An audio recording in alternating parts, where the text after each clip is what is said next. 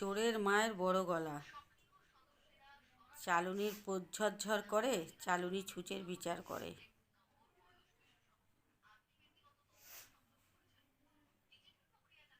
কিছু এই রকম পাবলিক আছে, নিজেদের ঘর সামলাতে পারে না, অন্য ঘরের ঠেকা নিতে যায় সামলাবার জন্যে। আর হিংসা, হিংসা পতনের কারণ, এটা তারা জানে না। বুঝতে পেরেছেন? হিংসা করে কেউ কারোর মতন হতে পারে না।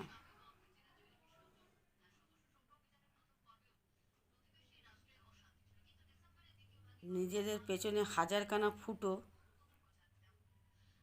তারাই আবার অন্যদের ফুটো খুঁজতে যায়।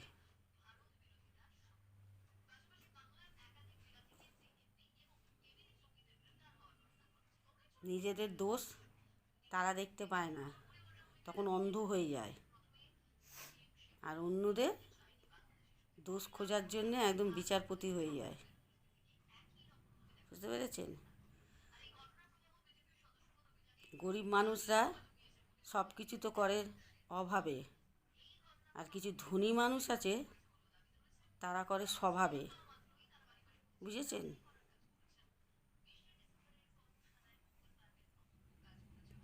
তাদের ঘরের সব মহিলারা পুরো উলঙ্গ হয়ে ঘুরে বেড়ায় স্বভাবে।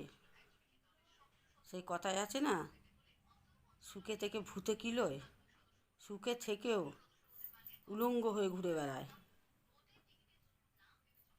তো সেই সব মানুষদের একটা কথাই বলবো, যে সুখ দিতে পেরেছে, তাদের সুখে রাখতে পেরেছে, কিন্তু ভদ্রতা শেখাতে পারেনি। যাদের কোনো অভাব থাকে না, সুখে থাকে,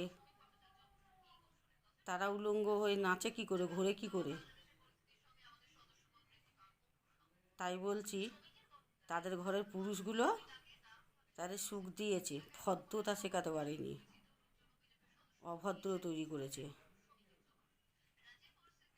বুঝেছেন? যারা স্বভাবে করে।